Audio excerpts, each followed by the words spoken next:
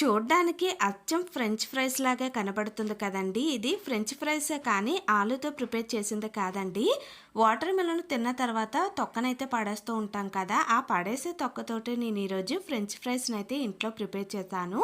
Taste ఎలా ఉందో video ఫుల్‌గా చూస్తే చెప్పేస్తానండి. సో, మీకే అర్థమవుతుంది.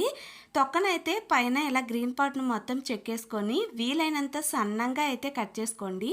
సో, ఎంత సన్నంగా కట్ చేసుకుంటే టేస్ట్ అనేది అంత బాగుంటుంది. ఇలా కట్ చేసుకున్న పీసెస్‌లోకి ఒక 2 స్పూన్ల వరకు కార్న్ ఫ్లవరు, 2 స్పూన్ల వరకు వరిపిండిని వేసుకొని తగినంత ఉప్పు, కారము, కొంచెం జీలకర్ర పొడి, ధనియాల పొడి, గరం మసాలా వేసి కొంచెం వాటర్‌నైతే వేసుకుంటూ ఈ విధంగా అయితే కలిపేసుకోండి. ఇప్పుడు వేడిగా మరుగుతున్న ఆయిల్‌లోని ఒక్కొక్కటిగా వేసుకొని medium to high flame adjust చేసుకుంటూ వేగించుకున్నారంటే మన వాటర్ మెలన్‌తో ప్రిపేర్ చేసిన ఫ్రెంచ్ ఫ్రైస్ అయితే రెడీ అయిపోయాయండి. టేస్ట్ అయితే కొంచెం దొండకాయ ఫ్రై లాగా అనిపించింది. బాగున్నాయండి. నచ్చితే ఒకసారి ట్రై చేయండి. లైక్ చేయండి.